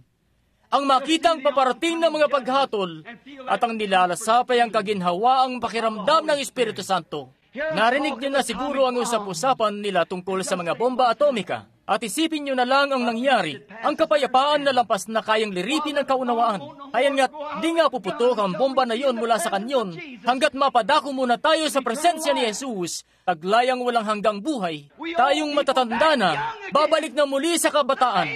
Ang mga sanggol ay magiging kabataan na wala ng kamatayan o kapighatian man. O kalugod-lugod na bagay nga. Sinasabi niyo ba na may mga tao na tatanggi na lumikas at lumakad doon? May kung anong bagay nga na mali sa tao na yan. Darating din sa punto na kung di siya makakuha ng sinag ng araw, ay mamumutlas siya. Mamumutlas siya ng gusto na siya magkakasakit. Yan nga ang nangyayari sa sanlibutan ngayon. Yan ang nangyayari sa marami sa mga kaiglesiyahan natin ngayon. Nagkakaroon tayo ng anemia. Kailangan natin ng pagsasalin ng dugo. Namumutla dahil bumabagsak tayo. Ang espiritual nating kalusugan ay bumabagsak. Wala na tayong kasiglahan na maghanap ng mga kaluluwa na magbabala sa mga tao, na akayin ng mga kapitbahay natin, akayin ng mga kaibigan natin, ang tagapaghatid ng gatas, ang tagapaghatid ng dyaryo, ano paman, mag-akay tayo ng sinuman sa Panginoong Yesus. Namumutla tayo. Pinalalampas natin na makalakad tayo roon sa labas sa liwanag na ating pribilehiyo. Pinalalampas natin na makasampalataya tayo sa kalusugang kaloob ng Diyos sa pamamagitan ng makalangit na pagpapagaling. Sinabi sa akin sa Biblia na darating ang isang panahon na sila ng mga wala sa malwalhating liwanag na ito ng anak, na hayat ang mga ibon sa hipapawid ay kakainin ng kanilang laman, na ang mga karamdaman ay hayan na sa daan, na ang mga doktor ay di nila kayang supilin ito. Ang mga ito'y salot ng Diyos. Yung mga doktor ng Ehipto na malayong mas matatalino kumpara sa mga doktor natin ngayon, ay di nila nasupil ang mga salot na iyon ng Diyos, ninapigil man ng kanilang mga manghuhulat mga manggagaya. Gosen lamang nung panahon na yon at kapangyarihan ng Diyos ang siyang nag-ingat sa kanyang bayan sa ilalim ng dugo ng kordero. Ang Espiritu Santo ang pintuan sa panahon ngayon. Ang Espiritu Santo ang kaligtasan yon sa panahon ngayon. Nasa isang pagtitipon ako di pa katagalan. Nakatingin nga ako rito ngayon sa isang itim na kapatid na nakaupo rito. Sa palagay ko'y siya at ang may bahay niya. At kanina ko pa siya pinagmamasdan habang nangangaral ako. At itinatango niya ang kanyang ulo. At nagagalak sa pagtitipong ito. At dahil nga riyan, ay may pumasok na isang kaisipan sa akin. May isang binatilyo na dumalo sa pagtitipon minsan. At nung matapos na yung gawain, tumakbo siya sa akin. At sabi niya, Parson, isa siyang taga-timog. At sabi niya, Parson, gusto ko ikang masumpungan ng Panginoong Yesus sa gabing ito. Nagdaraos ako noon ng gawaing pagpapagaling. At sabi ko, walang problema kapatid ko. Ako nga'y galak na akayin ka patungo sa kanya. Sabi niya, matapos na mayaalay niya ang kanyang puso sa Panginoon, sabi niya, iniisip ko, sa palagay ko'y nagtataka po kayo kung bakit ganun na lamang ang pagtakbo ko sa iyo. Sabi, nabalitaan ko po na paririto ka sa siyudad, at ako nga'y sumadya para makita kung ano ba't makita ka. Sabi niya, ikukwento ko po sa inyo ang buhay ko. Sabi niya, ako po'y kung tutusin isang liwaliw. Sabi, ang matanda kong nanay ay isa kong tunay na Kristiyano. Ang mga kapatid kong babae, mga Kristiyano. May isa akong kapatid na lalaki na Kristiyano. Sabi, ako yung pinakabunso sa amin, at isa nga akong batang napamihasa kung tutuusin, dahil bunso-bunso nga ako sa pamilya, at napakabuti nila sa akin. Pero sabi, di nga lang ako sumusunod sa nanay ko o sa mga kamag-anak ko na makadiyos. Ang gusto ko'y magliwaliw. Ang gusto ko'y mamuhay ng isang nakakalalaking pamumuhay. Sabi niya, ang iniisip ko kasi ang pagiging Kristiyano ay para bang pambabae o napakayumi. Sabi niya, at naging tagapagluto ako at naging dalubhasa sa pinasok kong larangan. At sabi, para bang may kung anong bagay na gusto kong makapunta sa Hilaga. At isang araw, napadpad ako sa isang kampamento ng mga nangangahoy ng kahoy para panggawa ng papel, kung saan pumuputol sila roon ng mga punong kahoy para panggawa ng papel. At wala akong kapera-pera noon. At sinabi ko doon sa punong namamahala, naghahanap ba kayo ng tagapagluto? Binanggit nga nung lalaking ito yung mga pagre-rekomenda sa kanya na nakatago sa bulsa niya mula sa iba't ibang kilalang lugar kung saan siya naging tagapagluto. At ang sabi nung namamahala, bueno, meron na kasi kami. Sabi niya, pero total, narito ko na rin naman, marahil pwede ka naman naming bigyan ng konting pera sa maliliit mong mayambag na gawain. May matandang itim na babae kami riyan ngayon, na isang mahusay na tagapagluto. Pero sige, tumuloy ka. Makipag-usap ka sa kanya. Marahil magagamit ka niya. At kung ganoon, marahil pwede ka naming maabutan ng konting panggastos mo na pera hanggang sa kaya mo na ang sarili mo. Sabi niya, yun nga raw mismo ang gusto niya. At ang kwento nga niya, tumuloy na siya roon at kinausap yung matandang babae. At ang kwento niya, tumulong-tulong siya ng mga 2 o 3 araw. At nung isang gabi, ang sabi niya ay nakahiga na raw siya noon. At ang sabi niya, siya may napapansing mga kislap ng liwanag sa gilid ng dingding. At makalipas ang ilang saglit, naisip niya, di kaya't kung sino lang yun na nasa labas? At sabi, matapos ang ilang saglit, siya ay may narinig na isang parang hinuhukay na dagundong at isa yung kulog. At sabi, sa labas, siya may narinig na mga boses na nag-uusap at ang sabi nila, alam nyo, siguro'y mas mainam kung balikan natin ang mga kabayo natin at tingnan ang kalagayan nila dahil di na tayo hihimpil sa lugar na ito ng matagal. Ang sabi, inalis daw niya yung talukbong niya sa ulo at nakinig doon sa may dingding at may kumislap na kidlat at nakita niya ang kanyang boss at yung mga tagapag-alaga ng mga kabayo. At naisip niya, base doon sa mga usap-usapan nila, na may paparating na bagyo na tatama sa kabundukan, na ang tawag natin dito sa mga taga rito sa norte, isang hihilagain na bigla na lang dumarating nang walang babala. Wala ka nang panahon para makapaganda pa. Yung mga bundok ay matatarik, ang mga yon ay tatama na lang doon ng biglaan. At yung kumikislap-kislap doon ay mga kidlat. At ang sabi niya, alam mo, di na nga kami magtatagal sa dakong iyon ng matagal. Sabi, mukhang ang isang terebling unos yung dadaan doon. At pagkatapos ang sabi niya, bigla ko na lang naisip, bueno, sana hindi yun tumama rito. Sabi, dahil alam ko na di pa ako handang mawala. Minsan nga'y nagpapahapay-hapay kayo ng matagal, alam nyo. Kaya hayon na nga't ang sabi niya, sa ilang sandali, ang hangin ay nagsisimula ng umihip at ang mga punong kahoy ay nagsisiyugyug na. At ang sabi, pinakikinggan daw niyang maigi. May tuldang pangharang sa pagitan niya at doon sa lugar nung matandang babae kung saan siya natutulog. At ang sabi, kinakalampag nung matanda yung tuldang pangharang. Sabi nung matanda, "Iho." "Oo, iho." Sabi niya, "Ano po yun?" Sabi nung matanda, "Gusto mo bang lumipat dito sa lugar ko? May lampara ako rito na nakailaw." At sabi, nagpunta ako sa lugar niya dahil takot na takot talaga ako na parang ikamamatay ko na. At sabi, may lampara siya na nakapatong sa isang lumang paleta na kahon. At ang sabi nung matanda, "Gusto kitang tanungin ng isang bagay." Sabi, "Sige po, nanay." Sabi, "Handa ka na bang katagpuin ng Panginoon?" Sabi niya, "Kaya't talagang natakot ako nung gusto." Sabi, "Hindi pa po, nanay. Hindi pa po." Bueno, sabi nung matanda, "Iho, gusto kong sabihin sa iyo ang isang bagay. Siguraduhin mo nga sa sarili mo na handa ka na ngayon. Dahil maaring katagpuin mo na siya ngayon. At tapos hindi ka pa handa sa loob ng ilang minuto." Ang sabi nung matanda, "Gusto mo bang lumuhod kasama ko?" Sabi, lumuhod kami doon sa tabi ng lumang paleta na kahon. At sabi niya, "Parson, sasabihin ko nga sa iyo ang totoo. Takot na takot ako noon na manalangin." Sabi niya, "Yung mga punong kahoy ay kumakalampag mismo sa gilid ng silungan at walang tigil ang pakislap ng kidlat at pagdagundong ng tulog. Takot na takot akong manalangin." Sabi, kaya parang bigla ko na lang nasabi, "Panginoon, mahabag ka po." At bang! Ayun nga ang kidlat. Sabi ko'y, saan nga po uli ako naputol? "Panginoon, mahabag ka po." Bang! Ayun nga uli yung kidlat. Sabi niya, "May natuklasan akong isang mahalagang bagay." Sabi niya, yung matandang banal na babaeng yun ay naupo lamang ng mahinahon at wala siyang ikinababahala. Sabi, siya ay nakipag-usap sa Diyos na parang kilalang-kilala niya ang Diyos mula sa pagkabata niya, na parang ang Diyos ay tatay o nanay niya. Sabi, wala ngang bumabagabag sa kanya roon na kahit ano. Sabi, takot ako roon na halos ikamatay ko. Sabi, sa huling mabuti na lang at lumabas ang mga salitang ito mula sa akin. At ang sabi ko, "Panginoon, kung loloobin mo lamang na ako'y mabuhay at maghahanap po ako ng isang dako na mas tahimik, ako po'y lalapit sa iyo." Ang lalaking ito'y nabigyan ng isa pang pagkakataon, pero kayo marahil ay wala na. Kapag ang mga kahatulan ng Diyos ay nagsimula ng bumuhos, wala na ngang pagkakataon pa. Heto na mismo ang pagkakataon nyo ngayon. Heto na mismo ang pagkakataon nyo. Yung bagyo ay naroon na mismo sa kanya.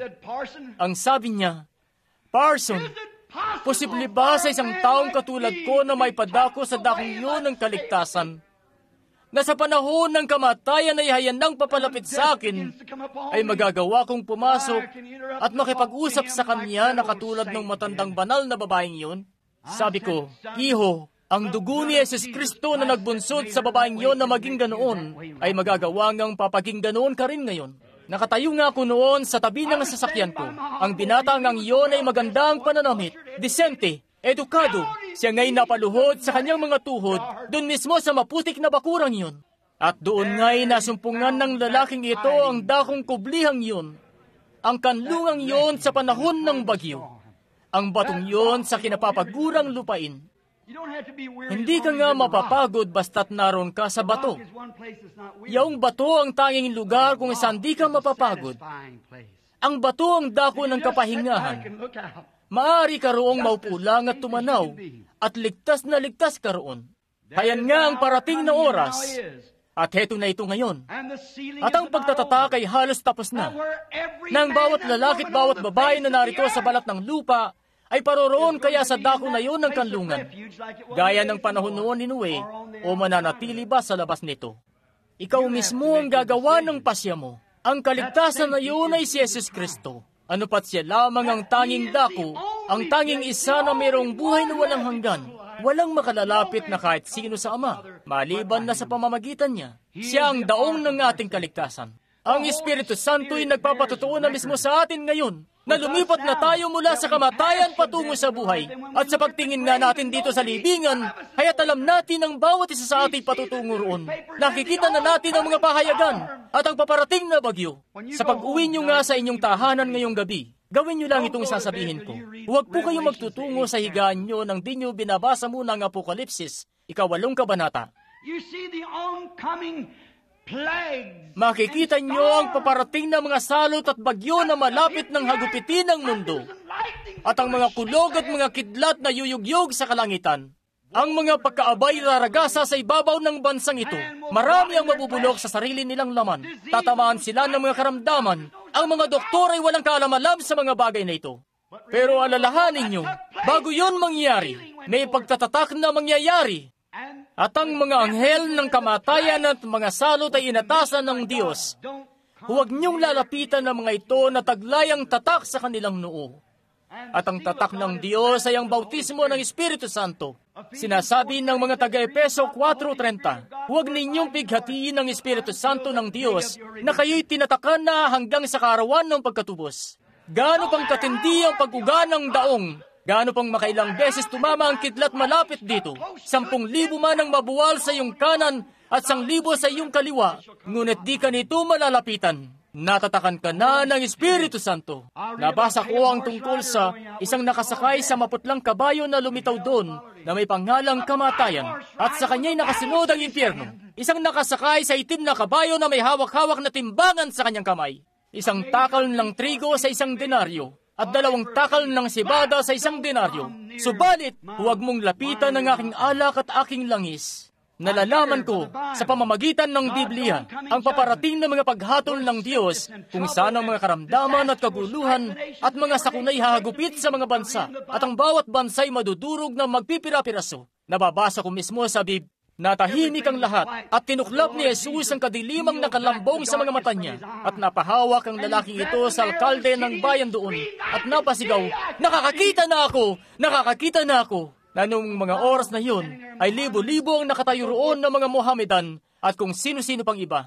Sabi ko, ngayon ano ang daong ng kaligtasan? Sabi ko, nabasa ko sa pahayagan nyo nung isang araw na yung lahat ng maliliit na mga ibon na palagi namang dumadapo dati sa mga patong-patong na batungyan sa palibot ng bakod at sa matataas na muog ng mga gusali sa gilid. Alam nyo, mahirap na bansa ang India at sila nga doon ay namumulot lang ng mga bato sa parang at yun ang pinanggagawa nila ng kanilang bakod at yung maliliit na mga ibon nga'y sa mga batong ito gumagawa ng kanilang mga pugad doon sa mga bitak at sa mga butas. Doon nga sila nagpupunta at gumagawa ng kanilang mga pugad para iwasan ang ulan. At yun nga ring mga baka, lahat, sa tuwing sasapit ang hapon, kapag ang araw ay lumulubog na sa kanluran, ayan nga't ang mga baka ay tumatayo roon sa lilim ng mga bakod na ito at matataas na muog para makasilong.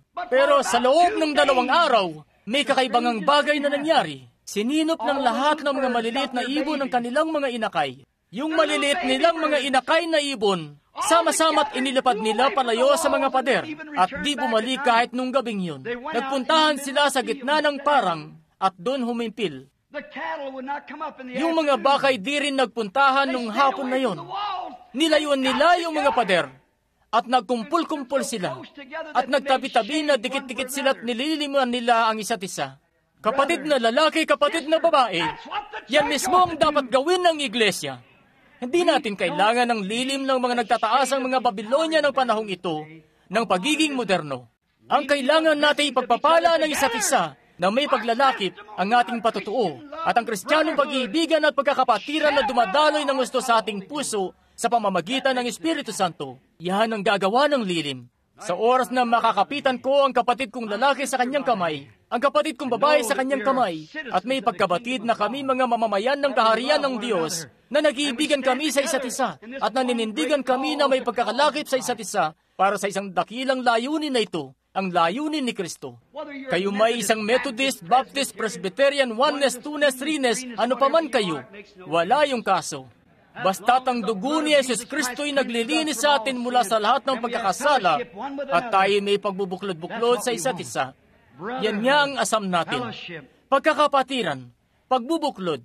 Tumayo sila roon sa gitna ng parang. Tumanggi silang tumayo sa lilim ng mga pader. Iniisip ng mga tao na kakaiba yun. Sadya nga naman kakaibang kilos yun. Anong nangyari? Bigla na lang isang iglap. Dumating ang isang lindol na niyanig ang mga pader na magbuwalan mula sa lupa. At kung yung maliliit na mga ibon pala'y naroon, sila't ang mga inakay nila'y matutulad doon sa babae, sa asawa niyang lalaki at sa kanilang mga anak sa Miami o Okeechobee na sila'y masasawirin sa pagbagsak ng mga pader. Kung yung mga bakay na natiling nakatayo doon sa lilim ng mga pader, sila man ay nasawirin sana sa mga pader na yon. 3 taon na po ang nakararaan nung mangyari yan. May sipi po ako rito mula sa pahayagan na yon. Wala na po pala na kay Tommy Nickel na ito na nagtatrabaho para sa Christian's Men's Voice. Yung pinakaulo ng balita sa dyaryo ay ang sabi, ang mga ibon ay nagsisibalikan na sa kanilang pwesto. Ang mga baka ay bumabalik na mula sa parang. Kung ang Diyos sa panahon noon ni Moises, sa panahon noon ni Noe, ay magagawang balaan ng mga bakat mga ibon na lumikas sila papunta sa ligtas, patungo doon sa daong, dahil paparating na ang pagkawasak, isang bagyo. Siya'y nananatili pa rin, siya ring Diyos na yun ngayong gabi. May malasakit siya sa mga bakat mga ibon. At kung siya nga'y gumawa ng paraan para sa ibon at baka na makalpas sila sa masalimuot na bagsik na ito ng kahatulan, gaano pa kayang gagawa siya ng daan para makalpas kayo at ako na mga anak ng kanyang pagkalikha? Gaano pa kayang gagawa siya ng daan para tayo ay makalpas? At nararamdaman nga natin ang Espiritu Santo na inudyukan ng ating puso. Napipinto na ang oras. Kitang-kita na natin ang mga anino ng kapanahon ito ng mga atomika. Nakikita na natin ang mga anino ng kapanahon ito ng hydrogen. Nakikita na natin ang mga bansa na nagkakasira. Ang Israel ay nagigising. Mga bansa ay nagkakasira. Israel ay nagigising. Mga tanda na inihula ng mga propeta.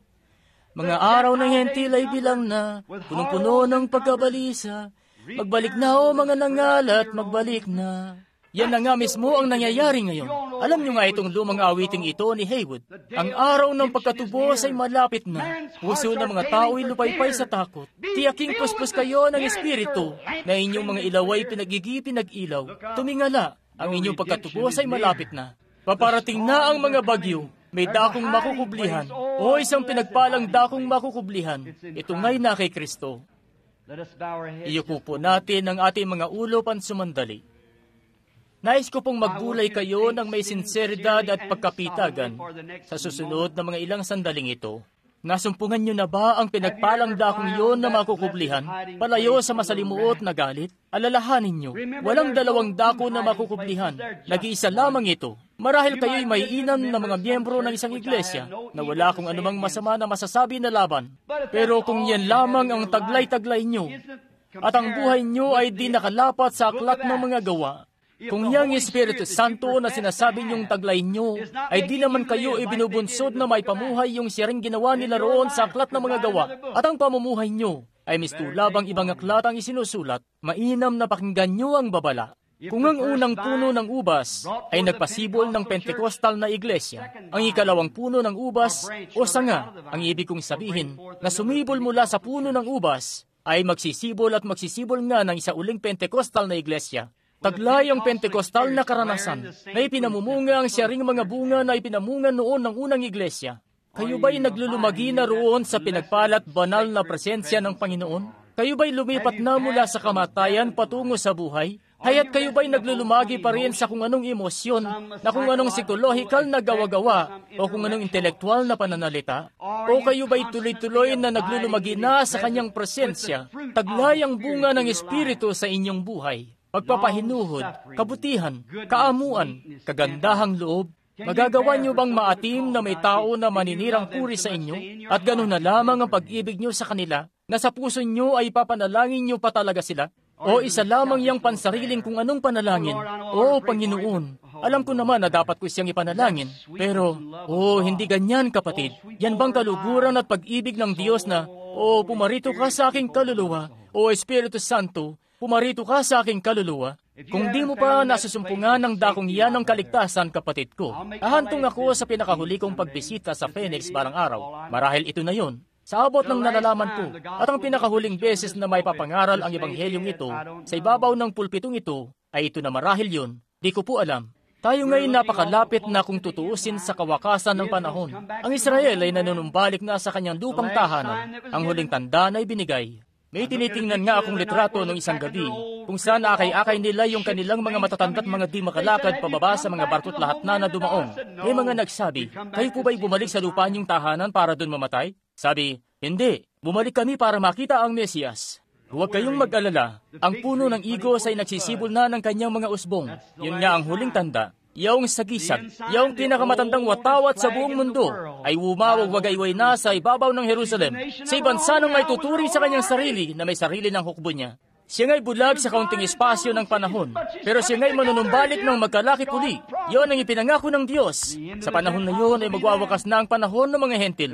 Sila'y naghahanap na ng Mesiyas. Alam nyo, tinanong ang Diyos minsan, magagawa mo bang kalimutan ang Israel? Sabi, gaanong kataas ang kalangitan, gaanong kalalim ang lupa, sukatin mo ito.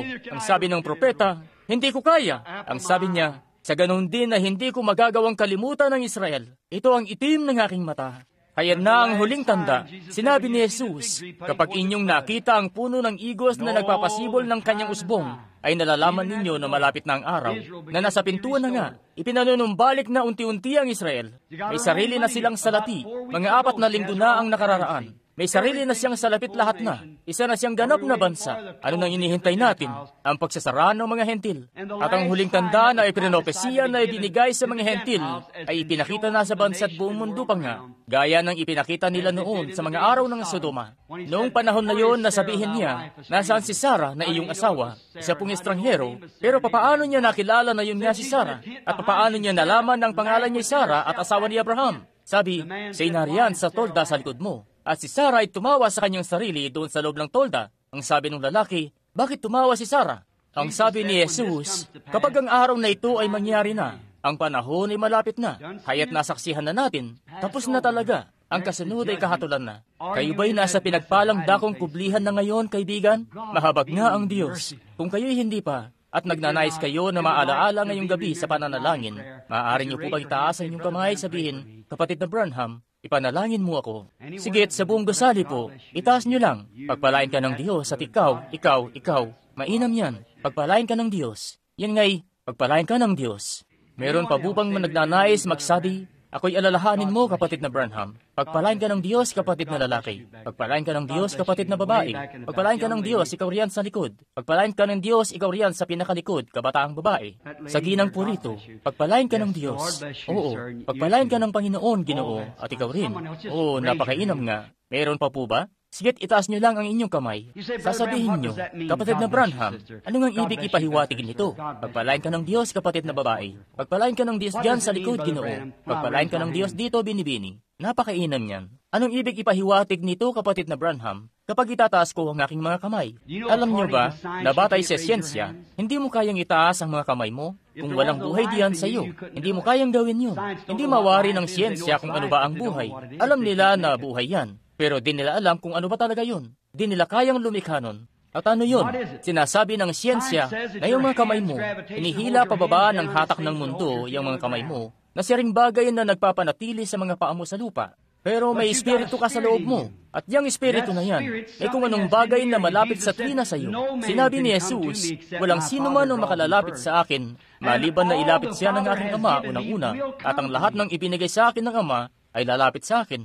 Hindi ba kayo nagagalak sa gabing ito na malaman na ang Diyos ay may kakayahan na makipag-ugnay sa puso mo na may munting tinig dyan na nagsasabi, lumikas ka papunta sa dakong ligtas? Ngayon, Masdan, sino man na lumapit sa akin ay hindi ko itataboy sa anumang paraan. Anong kailangang maganap? Kinakailangan mo ng kung anong bagay diyan sa piling mo na magsasabi sa iyo, mali ka. Oo, marahil, kasapi ka sa isang iglesia. Pero, mali ka. Hindi mo pa natatanggap ang Espiritu Santo. Ayan nga. Wala ka pa sa loob ng daong. Papaano tayo makakapasok sa loob ng daong? Hindi nga sa paglalakad papasok dito. Papaano tayo makakapasok sa loob nitong daong? Sa pamamagitan ng isang espiritu, ay tayong lahat ay binautismuhan papasok doon sa isang katawan. Ang lahat ng mananampalataya ay binautismuhan papasok sa isang katawan na yon. Papaano? Sa pamamagitan ng Espiritu Santo. At ang mga tanda na ito'y lalakip sa kanila na sumasampalataya. Ayan nga tayo. Sa loob ng katawan na yun ng ligtas. Kung kayo'y hindi pa, huwag niyong hayaan na hamak-hamakin lang kayo ni Satanas sa gabing ito para hindi niyo maitaas ang inyong kamay. Bueno, ano bang ginagawa nun? Binabali nito ang bawat talituntunin ng siyensya kapag iyong itataas ang iyong kamay. Ipinapakita niyan na may kung anong bagay sa loob niyo na gumawa na ng pagpapasyak. Isang bagay na lalong higit sa siyensya. Isang bagay na sumasalungat sa mga alituntunin ng siyensya na masasabi, may espiritu rito sa loob ko na nagsasabi, ako'y mali. At may isa na narito lamang sa tabi ko na haya't nagsasabi, tanggapin mo ako. Itinataas ko ang aking kamay sa kung saan nanggagaling ang tinig na yun sa langit. Ikaw nga'y mahabag sa akin, O Diyos. Ika'y kailangan ko. Inaasam ko ang Espiritu Santo. Ninanais ko na mapadako sa ligtas. Hinahangad ko na mga pagkakasala ko'y mapasailalim ng dugo. At ninanais ko na matatakan papasok doon sa katawan ni Kristo nang sa gayon, maramdaman ko na may kaginhawaan ako. na makakapagbunyi ako sa mga sinag ng kagalingan, na makakapagbunyi ako sa mga sinag ng makalangit na kagalingan ng kaluluwa ko, sa pisikal na kagalingan ng katawan ko, nalalakad ako kasama ang kordero araw-araw ng ligtas.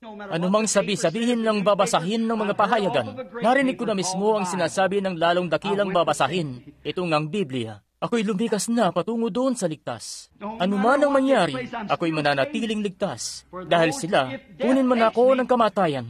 Sila na mga na kay Kristo ay dadalhin ng Diyos kasama siya sa kanyang pagparito. Ako nga'y may kaligtasan. Hindi ako maliligalig ng kamatayan. Pagpalain ka ng Diyos, Ginoo. Pagpalain ka ng Diyos. May iba pa po ba bago lamang tayo manalangin? Inaasam ko ang ligtas na dakong malalagian na yan, kapatid na Branham. May iba pa po ba na di pa nakakapagtaas ng kanilang kamay? Pagpalain ka ng Diyos, binibini. Mainam yan. Pagpalain ka ng Diyos dyan sa likod na likod. Napakainam yan. Ngayon, ang siyang Diyos na nagkumbinsi sa inyo na kayo mali, ay nariyan para ituwid yan sa inyo. Iyuko po natin ang ating mga ulo ngayon at manatili at manalangin. Sikit makipag-usap kayo sa Kanya ngayon, sa inyong sariling paraan. Kung magagawa niyo yung katulad sa publikano na yun, na sumusuntok sa kanyang dibdib na ang sabi, Diyos, mahabag ka sa akin na isang makasalanan. Yun lang ang kailangan niyang sabihin. Batid na ng Diyos ang lahat ng iba pa, at siya'y umuwi, na inaring ganap na. Nawa kayo ganun din sa gabing ito na ligtas mula sa bagyo. Makalangit naming Ama, ito pong kakauntit putol-putol na mga salitang ito, gaya ng pangunguna sa akin na sabihin ang mga ito, ay nailahad ang mga ito. At dalangin ko na sa kung anong paraan, katulad sa isang batang lalaki na kanya lamang binibigkas sa mga letra sa alpabeto, lang sabi, yun lang kasi ang kaya niyang gawin. Iyong ang nalalaman ng lahat ng mga salita, at magagawa mo na paglakip-lakipin ang mga letra na iyon na mabuo. Nakita mo ang kasimplihan ng kanyang puso. Diyos, iyong ang tunghayan pababa ang aking abang puso sa gabing ito, at tingnan ang kasimplihan ng aking puso. At ang mensahe po inilayon, Panginoon, sa pag-ibig at kaluguran para sa mga tao, para masumpungan nila ang kapahingahan na ito na iyong ipinagkaloob sa akin, at sa libo-libo pang iba na kanilang makilala si Jesus, ang tanging tagapagligtas ng kanilang kaluluwa, na kanyang maakay sila sa aming Ama, Diyos, at doon ay mailagay po sila ng ligtas sa kanyang tadyang, sa kanyang hinapak na tagiliran at siya'y tanggapin, at makalpas sila sa paghahatol. At marami po sa gabing ito, Panginoon, tunay, marami ang nagsipagtaas ng kanilang mga kamay. Ano po bang pwede kong gawin, Panginoon? Kundi sabihin sa kanila na sila nga'y sumampalataya. At kung sila ay magsisisampalataya at may sinseridad dito, imposible na di nila makamit ang buhay na walang hanggan sa mismong oras na ito. Dahil iyong sinabi, ang sinuman na nakikinig ng aking mga salita, sila'y sa iyo. Siguro di pa sila ganong kaayos na nakalakip marahil, subalit magagawa mo silang maayos na lumakip. At marahil, iyon na pong nagawa na ito sa kanila na mga nagsipagtaas ng kanilang mga kamay. Dahil, hayang sinabi mo, walang sinuman ang makalalapit maliban na palapitin ko siya. At ang lahat ng nagsisilapit ay hindi ko itataboy. Bagkus pagkakaloban siya ng buhay na walang hanggan, at ibabangon siya sa huling araw. Alam namin, Panginoong Diyos, na ikaw iyan. Kanila nang itinataas ang kanilang mga kamay. Inaasam kanila. Ngayon, Ama, punuin mo ang kanilang puso. Punuin mo ang kanilang puso ng kabutihan at ng awa ng Espiritu Santo. Ang gabing ito ay maging gabi nawa na di nila malilimutan, dahil ito ang gabi na tinanggap nila si Jesus Kristo bilang tagapagligtas nila at napuspos ng Espiritu Santo. Habang nakayuko ang ating mga ulo, kung naniniwala kayo na dinidinig ng Diyos ang aking dalangin, at nagnanais kayo na mapatungan ko kayo ng aking kamay at ipanalangin kayo, kung inyo lang, habang ang bawat isa'y nakayuko ang kanilang mga ulo, at ang musika'y sadyang banayad kung magagawa niyo po. Gusto ko nang, sa mga may nais, ay sigit pumarito lamang na nagnanais na tanggapin ang dakilang mensahe na ito ng kaligtasan, ang Espiritu Santo. At sabihin, kapatid na Branham, inaasam ko po na lumapit na ngayon para ihayag ko na ako'y nagkamali, na heto pong ninanais ko na ang Espiritu Santo ay patawarin po ako at kalugdan akong mainam ngayon at bigyan ako ng kapayapaan sa panahon ng pag-uuga. Alam nyo, na lahat ng bagay na mauuga ay mauuga na ngayon. Pero tayo nga'y nakatanggap ng isang kaharian na hindi mauuga, si Kristo. Magagawa niyo bang lumapit at tumayo rito sa may altar kasama ko? Hayaan niyong alalayan ko kayo sa inyong kamay at manalangin kasama niyo. Kung magagawa niyo, sige po tumayo lamang at lumapit na ngayon. Habang marahan tayong maawit ngayon, kayo na mga nagsipagtaas ng kanilang mga kamay, lumapit na po rito ngayon at tumayo sa tabi ng altar ng ilang sandali, kung nais niyo, habang aawitin na natin ngayon ang talata na ito. Papaano kaya kung ito na ang pinakahuling pagkakataon na maririnig niyo ito? Isipin niyo ngayon, papaano na kung ito na talaga ang pinakahuling pagkakataon? Ano kaya kung may ambulansyang tutunog yan sa labas sa kalsada na kayo na pala yun? Nahayan sila na bubuhatin na ang katawan mo. Ano kaya kung sa bandang 2:00 ng umaga, tatawag ka sa doktor at atake na pala sa puso yun? Kayo at kayo lamang ang makakapagpasya nito sa sarili niyo. May pagtawag na ba ito? Lumikas na kayo sa ligtas kung magagawa niyo. Dahil kayo'y tatayo at tatayo sa huling mga araw. I'm coming.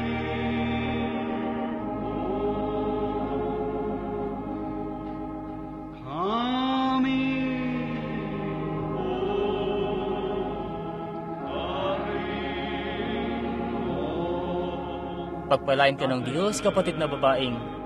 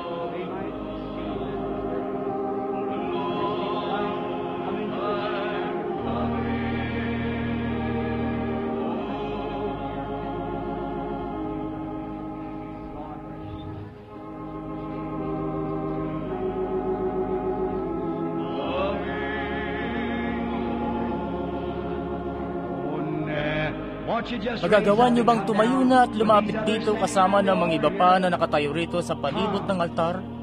Sige, lumapit lang. Papatungo na sa paghahatol ngayon. Magagawa niyo po bang lumapit na? Lumapit na ngayon. Ihayag niyo ang inyong mga pagkakasala. Hindi niyo na kailangang hintayin pa ang hatol. Pagpalain ng Diyos ang dalawang narito na lumalapit ngayon. Pagpalain ka ng Diyos, Ginoo. Mainam yan. Pagpalain ka ng Diyos, kabataang babae. Sikit lumapit lamang. Lumapit po kayo, Ginoo. Sigit lumapit ka lang, kapatid kong Espanyol.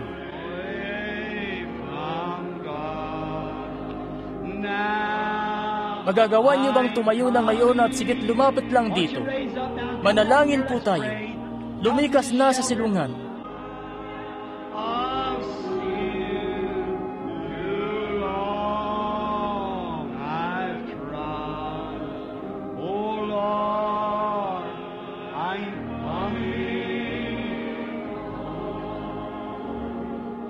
Nais ko lang sabihin ito habang patuloy na tumutugtog ang organ. Ang mensahe sa gabing ito ay isang mensahe ng pag-ibig, biyaya at babala. Bukas ng gabi, ang mensahe na ito ay marahil nasa inyong mga tenga lamang sa kung saang dako, na isang mensahe ng paghatol at kahatulan. Habang ito'y may habag pa rito, lumapit na kayo at tanggapin ito. Inyo po bang magagawa, mga kaibigan? Kayo nga'y katatagpuin ko sa bagay na ito na aking ipinangusap sa gabing ito. Balang araw, magagawa niyo na po bang lumapit? Hayaan niyong mangusap ito ng habag para sa inyo. Habang inaawit natin muli, Now I'm Coming Home. Magagawa niyo po ba? Manatili lang kayo rito, kapatid na babae, iha. Manatili lang po kayong lahat dito kung mamarapatin niyo ng ilang sandali. Gusto nating manalangin para sa mga narito sa may altar. Hayaan niyo silang manatili sa kinatatayuan nila ngayon. Sabay-sabay po muli.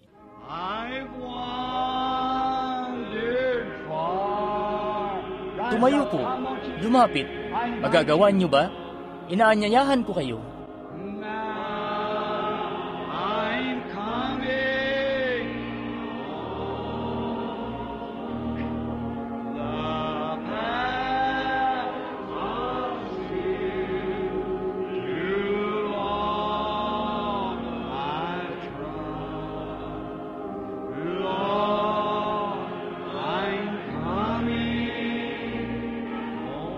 Mga Kristiyano, manalangin na ngayon.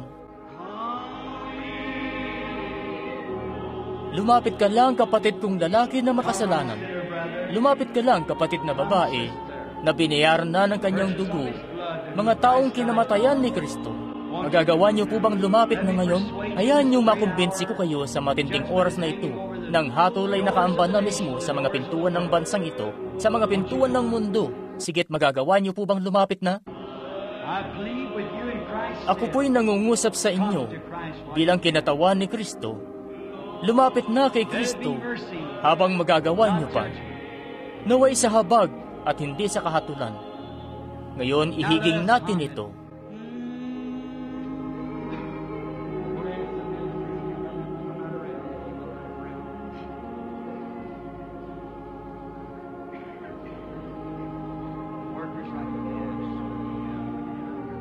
Meron pa po bang iba sa kaunting sandali na ito habang naghihintay tayo rito? Hayan nga ang iba't ibang individual na pumupwesto na rito ngayon sa mga narito. Hindi po ba tunay na kalugod-lugod na oras ito ngayon? Di ko po alam. Sa akin ganun po. Hayan nga, napakainam ng pakiramdam ko ngayon. Ito nga ang inaasam ko. Ito ang hinahangad ko.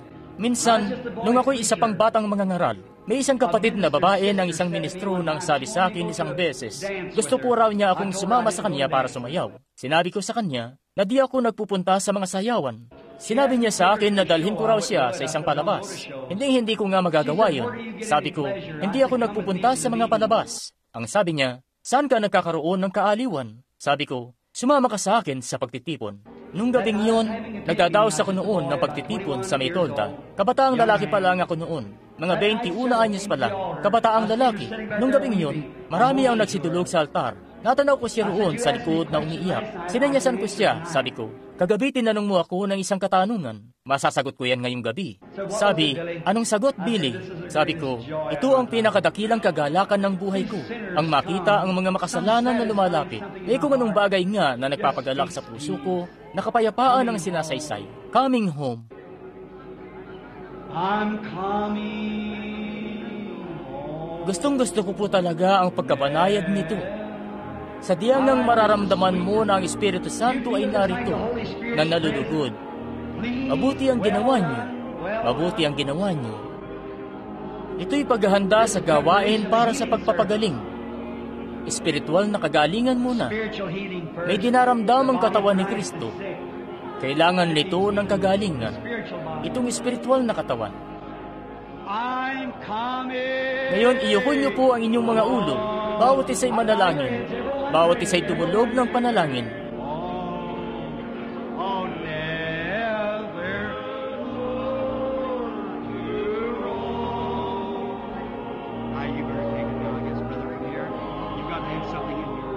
Ngayon, alalayan mo lang ang isang kapatid na lalaking ito rito. Kailangan may nakapwesto ka riyan sa iyo. Gusto kong manatili muna sila rito ng ilang minuto pa siguro. Pumwesto ka lang dito. Sigit, tama po yan. Pagpalain ka ng Diyos.